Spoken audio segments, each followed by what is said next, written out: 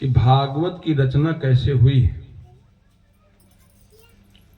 जानते हैं भागवत महापुराण जो है 18 पुराणों में सर्वश्रेष्ठ है। इसकी रचना किसने किया? महर्षि वेद व्यास जी ने। वेदों के भी संकलन उन्होंने क्या किया, शास्त्रों की भी रचना किया, पुराणों की रचना किया, गीता की रचना किया वेद व्यास जी ने। व्यास जी समुद्र के किनारे कहीं पर आश्रम बना करके रह रहे थे। उसी समय देव ऋषि नारद पृथ्वी का भ्रमण करते हुए जा रहे थे, नारायण नारायण कहते हुए जा रहे थे। जब व्यास जी के आश्रम में पहुंचे तो व्यास जी ने नारद जी का सम्मान किया। नारद जी गए तो नारद जी ने पूछा कि व्यास जी आप इतना उदासीन कैसे हो, आपका चेहरा इतना उदास कैसे है? तो व्यास जी ने कहा, हे ऋषिवर, मैंने 4 वेदों की रचना किया, मैंने पंचम वेद स्वरूप महाभारत की भी रचना किया, 6 शास्त्रों की रचना किया। उसके बावजूद मेरा मन पता नहीं कैसे असंतुष्ट रहता है, मेरे मन में संतोष रहता है। इसका क्या कारण है कि जिस लक्ष्य को लेकर के मैंने इन शास्त्रों की रचना किया, पुराणों की रचना किया, फिर भी मेरे मन को संतोष क्यों नहीं हो रहा है? तो नारद जी ने कहा व्यास जी, आपने वेदों की रचना जरूर किया है, लेकिन वेदों में आपने सकाम भक्ति का वर्णन किया है। किसी में आपने तंत्र मंत्र को महत्व दिया है, किसी ने आप अनुष्ठान को महत्व दिया है, यज्ञों को दिया है, महत्व दिया है। अभी तक आपने किसी ऐसे ग्रंथ की रचना नहीं किया है जिसमें भगवान श्री कृष्ण की सुंदर लीलाओं का गुणानुवाद किया गया हो। नारद जी ने कहा कि व्यास जी, मैं आपको अपने पूर्व जन्म की कथा बताता हूं, पूर्व जन्म का इतिहास। लोगों को वर्तमान याद नहीं रहता। अब व्यास जी के सामने नारद जी अपने पूर्व जन्म का वृतांत बता रहे हैं। कहा, मैं पूर्व जन्म में एक दासी का पुत्र था, मेरा नाम था हरिदास। मेरी माँ दासी का काम किया करती थी, और जिसके यहाँ दासी का काम किया करती थी, चौके बर्तन करती थी, मैं भी अपने माँ के साथ वहीं रहता था। एक समय कुछ महात्मा लोग आए, वहां रुके, चतुर्मास किए। तो महात्मा लोग भोजन पकाते थे। जब महात्मा लोग भोजन करते थे तो महात्मा लोगों का जूठन प्रसाद नारद जी बता रहे हैं कि मैं महात्माओं का जूठन प्रसाद उनकी आज्ञा से खाता था, जिसकी वजह से मेरा अंतःकरण शुद्ध हो गया, मैंने कोई प्रपंच नहीं रह गया। संत महात्मा और गुरु का जूठन प्रसाद अगर उनकी आज्ञा से खाया जाए तो अंतःकरण पवित्र होता है और सुंदर विचार अपने भीतर आते हैं। और जो लोग सत्संग करते थे उसको मैं सुना करता था। जब जाने लगे महात्मा लोग, तब मैं भी उनके साथ जाने के लिए तैयार हो गया। तो महात्माओं ने कहा कि नहीं बेटा हरिदास, तुम अपने माता के ऋणानुबंधी पुत्र हो। जानते 4 प्रकार के पुत्र होते हैं रत्नाकर। पहला पुत्र होता है शत्रुपुत्र, दूसरा होता है ऋणानुबंधी पुत्र, तीसरा होता है उदासीन पुत्र, और चौथा होता है सेवक पुत्र। शत्रुपुत्र कौन सा है? जो जन्म ले और जन्म लेते जिसकी मृत्यु हो जाए। कहा उसके लिए कोई आशा मत करो, कोई दुख मत करो, क्योंकि पूर्व जन्म का शत्रु था, बदला लेने की आया, बदला लेकर के चला गया। दूसरा होता है ऋणानुबंधी पुत्र। ऋणानुबंधी पुत्र वह होता है माता पिता की कोख में जन्म ले, माता पिता पालन पोषण किए, पढ़ाए लिखाए, जब कुछ करने लायक हुआ तो ऐसी लाइलाज बीमारी लग जाती है कि उसको ठीक कराने के चक्कर में, दिखाने और दवा कराने के चक्कर में जमीन बिक जाती है, मकान भी बिक जाता है, फिर भी वह नहीं बचता, उसकी मृत्यु हो जाती है। तो कहा उसके लिए भी कोई भी शोक मोह करने की जरूरत नहीं है, और पूर्व जन्म का कर्जा आया उसको पटा करके चला गया, लेकर के चला गया। और तीसरा कौन है? उदासीन पुत्र। उदासीन पुत्र वह होता है ना जो माता पिता के यहाँ जन्म ले, माता पिता पढ़ाए लिखाए, बेटे की नौकरी लग गई, शादी हो गई, अब पता चला यहीं पुराड़ा में जॉब मिल गया, कुरखेड़ा में जॉब मिल गया, कोरची जॉब मिल गया, तो वहीं अपनी पत्नी को लेकर के अपने पास चला जाता है, भूल के भी माता पिता की तरफ नहीं देखता, उनकी क्या दशा है, कैसे रह रहे हैं, कैसे नहीं रह रहे हैं, उनका कोई कुशल समाचार नहीं लेता। वास्तव में ऐसे लोग उदासीन होते हैं, कहा उनसे ज्यादा अपेक्षाएं नहीं करनी चाहिए। और चौथा पुत्र सेवक पुत्र। सेवक पुत्र के बारे में तो आप जानी जो महाराष्ट्र में पुंडलिक हुए है नहीं, माने जो बेटा पुत्र जन्म ले माता पिता की कोख से, माता पिता पढ़ाए लिखाए, अपने कर्तव्यों का पालन अपने बेटे के प्रति किया, अब बेटे का सुंदर जॉब लग गया, शादी हो गई, पत्नी आ गई, तो कहीं भी रहता है हमेशा अपने माता पिता की तरफ निगाह जरूर रखता है, उनके कष्टों के बारे में, उनके सुखों का ध्यान रखता है, हमेशा आना जाना किया करता है जिससे माता पिता कोई कष्ट न पड़े। पत्नी को भी समझाता है कि 4 से 10 साल इनका जीवन है, हम लोगों को चाहिए कि इनका ध्यान रखें, इनके स्वास्थ्य पर ध्यान, उसके बाद हमारा मौज है, हमारा जीवन है ये। पुंडलिक अपने माता पिता की सेवा करते थे भक्तजनों, और उनकी सेवा से खुश होकर के विट्ठल भगवान आए उनको दर्शन देने के लिए। जब दर्शन देने आए तो बाहर खड़े रहे घर के, कहा बेटा पुंडलिक मैं तुमको दर्शन देने आया हूं, दर्शन ले लो। पुंडलिक ने कहा भगवान आप मेरे ऊपर कृपा थोड़ी किए हो, अरे मेरे माता पिता की सेवा से खुश होकर के आए हो, तो मैं अपने माता पिता की सेवा में हूं, जब सेवा से फुर्सत पाऊंगा तब आकर के दर्शन लूंगा। एक ईंटा था, वही ईंटा इसे फेंक दिया, कहा आप इसे खड़े रहो। भगवान खड़े खड़े जड़वत हो गए, लेकिन पुंडलिक दर्शन लेने नहीं गए, सेवा से हटे नहीं। वही ईंटा से क्या होता है, ईंटी ईंटी से हुआ बीटी, मराठी से तो बीटी से बिटोवा, बिटोवा विट्ठल भगवान का स्वरूप है। वही पंढरपुर में आप जाकर के देखो ना, तो विट्ठल भगवान के एक हाथ कमर पर और एक हाथ संसार की तरफ, कहते ऐ संसार वालों, इस संसार की गहराई केवल कट पर्यंत माने कमर तक संसार गहरा है, इसके ऊपर संसार नहीं है। बोलिए सदगुरु स्वामीनाथ की जय। इसलिए अपने कर्तव्यों के प्रति कभी भी किसी को उदासीन नहीं होना चाहिए। जानते 3 प्रकार का ऋण होता है प्रत्येक पुत्र के ऊपर, देव ऋण, ऋषि ऋण और पितृ ऋण। जब तक वह तीनों ऋणों से मुक्त नहीं होता तब तक उसका कल्याण नहीं होता, किसी न किसी रूप में यहाँ उसको जन्म लेना ही पड़ता है, बार बार आना पड़ता है, बार बार जाना पड़ता है जी। तो देव ऋषि नारद बताते हैं, कहा तब संत महात्माओं को समझाया, तब मैं वापस चला गया, अपने माता की सेवा करने लगा। एक दिन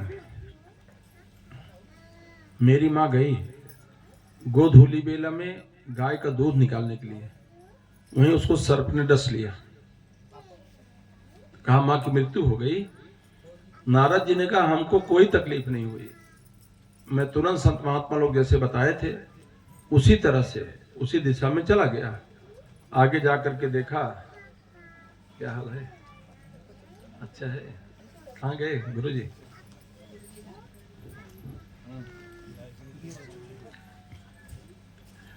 कहा मैं गया, गंगा जी कलकल करती हुई धारा थी, लताओं में सुंदर सुंदर पुष्प माने फूल खिले हुए थे।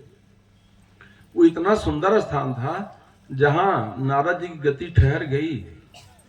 असंत महात्मा लोग जैसे बताए थे वैसे ही उन्होंने भगवान का ध्यान किया, तो भगवान का लीला विग्रह स्वरूप उनके सामने साक्षात प्रकट हुआ। नारद जी ने दर्शन किया और अपने हृदय धारण किया। जब आंखें खोला तो भगवान का लीला विग्रह स्वरूप वहां संतर ध्यान हो गया। बाद में नारद जी ने भक्तों ने बहुत तपस्या किया, लेकिन भगवान का दर्शन नहीं मिला। आकाशवाणी हुई, कहा ए नारद, अब इस जीवन में तुमको हमारा दर्शन नहीं मिलेगा। जब सृष्टि की प्रलय होगी तो तुम्हारा भी शरीर छूट जाएगा। अब भगवान जब फिर से चिरकालीन निद्रा से जागृत होंगे और सृष्टि की उत्पत्ति होगी, तब ब्रह्मा जी के मुख से तुम प्रकट होगे। किसको बताया? नारद जी को। अब भगवान तुमको वीणा भेंट करेंगे, तो वही वीणा बजाते हरि गुण गाते हुए तुम जहां चाहोगे आ सकते हो, जहां चाहोगे जा सकोगे, जहां भी ध्यान करोगे मैं तुमको अपना दर्शन दूंगा। तब नारद जी ने बताया, कहा आप ऐसे शास्त्र की रचना करो जिसमें भगवान श्री कृष्ण की सुंदर लीलाओं का गुणानुवाद किया गया हो। तब व्यास जी ने श्रीमद् भागवत महापुराण की रचना करने का निश्चय किया। उन्होंने विचार किया, मैं लिखूंगा तो, लेकिन इसको लिखेगा कौन, मैं बोलूंगा। उन्होंने गणेश जी का स्तुति किया। गणेश जी प्रसन्न हुए। गणेश जी का वाहन क्या है? मुसवा। मुसवा कभी शांत रहता है क्या? नहीं। मुंह सबसे ज्यादा क्रियाशील रहता है, हमेशा कुछ न कुछ कुतरता रहता है, काटता रहता है। साइंस कहता है कि अगर 15 सेकंड वो काटना बंद कर दे, अपना उद्यम बंद कर दे, तो उसके जबड़े बढ़ जाएंगे और मर जाएगा। कुछ न कुछ काटते रहेगा हमेशा। उद्यम माने मनुष्य को उद्यमी होना चाहिए, क्रियाशील होना चाहिए, स्थिर नहीं होना चाहिए। जब गणेश जी से स्तुति किया, कहा क्या है? कहा मैं बोलूंगा और आपको भागवत महापुराण लिखना होगा। उन्होंने कहा मैं लिखूंगा तो, लेकिन मेरी शर्त है। कहा क्या? कहा मेरी लेखनी बंद नहीं होनी चाहिए। जहां लेखनी मेरी बंद हो जाएगी, एक क्षण के लिए भी मैं उठ करके चला जाऊंगा। तो व्यास जी ने भी अपनी शर्त रखा। कहा ठीक है, लेकिन मेरा भी एक अनुरोध है। कहा क्या? कहा मैं जो भी श्लोक बोलूंगा 100 श्लोक के बाद आप उस श्लोक का व्याकरण की शुद्धि अशुद्धि ध्यान दे करके ही आप लिखिएगा। कोई भी अपनी मर्जी से जल्दी से मत लिखिए। व्याकरण शुद्धियां कहीं नहीं होनी चाहिए। कहा ठीक है। अब व्यास जी बोलते जाते तो लिखते जाते थे। और जब व्यास जी को कोई दैनिक क्रिया, मान लो परसा करने जाना हुआ, नहाना हुआ, पूजा करना, कुछ भी कोई काम नित्य क्रिया करने की जरूरत पड़ती थी, तो ऐसा क्लिष्ट श्लोक बोल देते थे कि जब तक गणेश जी उसको समझें और लिखें, तब तक आप विचार करिए कि जाते थे अपनी दैनिक क्रिया करके फिर अपने स्थान पर विराजमान हो जाते थे व्यास जी। इस तरह से व्यास जी ने श्रीमद् भागवत महापुराण की रचना किया। भागवत में कुल 18,000 श्लोक हैं, 335 अध्याय है और 12 माने 12 स्कंद है। अब प्रचार प्रसार की बात आएगी, आखिर इसका प्रचार प्रसार कौन करेगा? तब उन्होंने भगवान शंकर की आराधना किया। भगवान शंकर ने कहा ठीक है, मैं अपने अंशों से तुम्हारी ही पत्नी के गर्भ से पुत्र के रूप में तुम्हारे अवतार धारण करूंगा। व्यास जी का तो जब गर्भ में आए सुखदेव जी, जो व्यास के पुत्र थे, 16 वर्ष तक अपने मां के गर्भ में थे। 16 साल बाहर आ ही नहीं रहे थे। व्यास जी ने कहा बेटा बाहर आओ ना। कहा नहीं पिताश्री, हमको संसार से भय लगती, मैं नहीं आऊंगा। कहा संसार कुछ भी नहीं बिगाड़ेगा तुम्हारा, तुम आओ। तो 16 साल की उम्र में भक्तजनों सुखदेव जी का जन्म हुआ। तो जन्म के समय कितनी उम्र हो गई? 16 वर्ष। तो लौकिक संस्कार भी नहीं हुआ था। व्यास जी के सामने ही सुखदेव जी संसार से भयग्रस्त होकर के भागे, घर द्वार छोड़ करके, जन्म लेते ही। अब पीछे पीछे से बुला रहे थे व्यास जी, बेटा लौट आओ, बेटा लौट आओ। तो जानते हैं सुखदेव जी ने जवाब नहीं दिया, लेकिन पेड़ पौधों ने जवाब दिया। कहा हे व्यास जी, आप लौट जाओ, आपका पुत्र वापस नहीं जाएगा। क्यों? क्योंकि आपका पुत्र वैराग की साक्षात प्रतिमूर्ति है, उसको संसार पर कोई आसक्ति नहीं है। आगे आगे सुखदेव जी आ रहे थे, पीछे पीछे व्यास जी जा रहे थे। बगल सरोवर में अर्धनग्न नवयुवतियां स्नान कर रही थी, अप्सराएं। 16 साल के नौजवान आगे आगे सुखदेव गए, उनके ऊपर कोई प्रभाव नहीं पड़ी। लेकिन 88 साल के व्यास जी जब जाने लगे ना, तो जल्दी जल्दी उन्होंने अपने शरीर को वस्त्रों से ढक लिया। तब व्यास जी ने पूछा कि अभी भी मेरा नौजवान बेटा आगे आगे जा रहा है, तब तो तुम लोगों ने अपने वस्त्रों शरीर को वस्त्रों से नहीं ढका। मैं बूढ़ा जा रहा था तुम लोगों ने अपने शरीर को वस्त्रों ढक लिया, आखिर क्या कारण है? तब उन्होंने कहा, हे व्यास जी, आपका पुत्र नौजवान जरूर है, लेकिन वो वैराग की साक्षात प्रतिमूर्ति है। उसकी दृष्टि में स्त्री और पुरुष का कोई भेद नहीं है। तुम बूढ़े जरूर हो गए हो, लेकिन आपका अंदर स्त्री और पुरुष का भेद है, इसलिए हम लोगों ने अपने शरीर को वस्त्रों से ढक लिया। जानते महाराज जनक को विदेह राज कहा जाता है। जिसको देह का भान न हो, ये 3.5 हाथ का शरीर, इसका भान न हो, वास्तव में उसी को विदेह राज कहते हैं। उनकी पत्नी का नाम था सुनैना। सुनैना ने एक बार वैराग की परीक्षा लेना चाहा कि इस पृथ्वी पर परम वैराग्यवान है कौन, नारद जी हैं, सुखदेव जी हैं। तो दोनों का निमंत्रण भेजा अपने यहाँ। दोनों गए। जब गए तो झूला डाली, और झूले पे सुंदर श्रृंगार करके सुनैना आती, झूले पे बीच बैठती है। एक तरफ नारद जी बैठ गए और एक तरफ सुखदेव जी बैठ गए। अब झूला जब चला तो सुखदेव जी यथावत जड़वत ऐसे बैठे हैं, और नारद जी खिसकते जा रहे थे, कहीं हमको छू ना ले स्त्री होकर के। तो बाद में उन्होंने बताया सुनैना कि अगर पृथ्वी पर परम वैराग्यवान कोई है तो वैराग की साक्षात प्रतिमूर्ति सुखदेव जी हैं। प्रेम से बोले सुखदेव नारायण भगवान की जय। सुखदेव जी ने श्रीमद् भागवत महापुराण का प्रचार और प्रसार किया। सर्वप्रथम भागवत में मंगलाचरण किया गया। 3 श्लोक में मंगलाचरण किया है। किसने? व्यास जी ने। ये मंगलाचरण है क्या? जानते हैं हेमदास गुरु जी मंगलाचरण किसको कहते हैं? अब मंगलाचरण सारे शास्त्रों में किया गया है बेटा। हर शास्त्र में, पुराणों में शुरू में जो स्तुति होती वही मंगलाचरण है। मंगलाचरण क्यों किया जाता है? क्यों कि जो भी हम यज्ञ अनुष्ठान करते हैं उसमें देवता लोग विघ्न विक्षेप करते हैं। वो नहीं चाहते कि हमारा यज्ञ पूर्ण हो, समझ नहीं? वो नहीं चाहते कि मनुष्य यज्ञ अनुष्ठान करके या पूजा पाठ करके हमारे जैसा हो जाए, वो भी देवता हो जाए, नहीं चाहते। इसीलिए हम मंगलाचरण के माध्यम से उन मंगलमय देवताओं का आवाहन करते हैं कि वो आए और हमारे यज्ञ की रक्षा करें, जिससे हमारे यज्ञ में कोई विघ्न और बाधा उपस्थित न हो जी। अगर हम लोग पूजा ना करें ना, समझ गए नहीं, अगर हम लोग पूजा ना करें तो देवताओं का भोजन बंद हो जाए। यही जो चढ़ावा होता है, जो पूजा में देते हैं हम लोग, चढ़ावा चढ़ाते हैं, यही उनका भोजन है। यज्ञ अनुष्ठान ये कहीं न कहीं अज्ञान में किया गया कर्म। मान जब आप आदमी को बोध नहीं होता तो अपने मन को शांत करने के लिए, एकाग्र करने के लिए इन सब चीजों को करता है, जिससे हमारे अंदर भक्ति जागृत हो और वो भक्ति परमात्मा के प्रति हो, समर्पण हो। देवता लोग मनुष्यों को अपना पशु मानते हैं। क्या मानते हैं? पशु।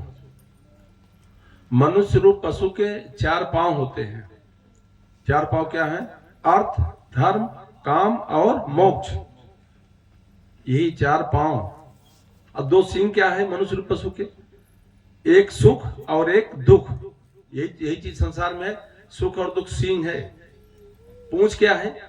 कर्तापने का अहंकार, सब मैं करता हूं, खिलाता हूं, कमाता हूं, जो ये भाव आता है यही पूंछ है। अब भोजन क्या है? अनंत जन्मों का जो कर्म है वही मनुरूप पशु का भोजन है। नहीं तो आप बताओ, मनुष्य की प्रत्येक इंद्रियों पर एक एक देवता कब्जा जमा करके बैठे हैं। जब एक एक इंद्रियों पर देवता ही विराजमान है तो आखिर मनुष्य गलत करेगा कैसे? उनको रोकना चाहिए, लेकिन वो प्रेरित करते, रोकते नहीं है।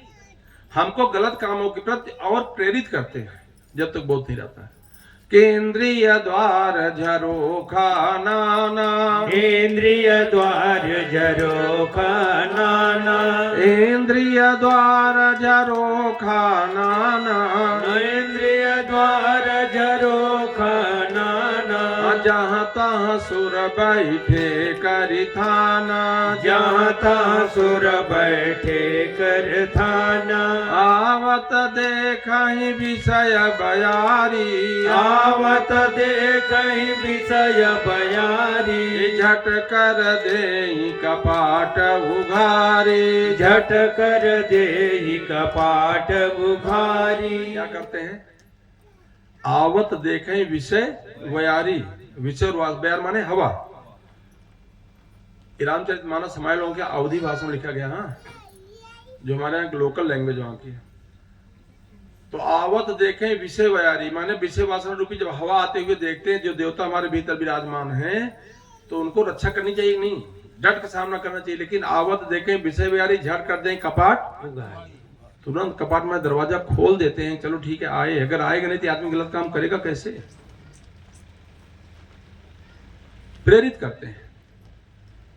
आंख के देवता कौन है? सूर्य भगवान।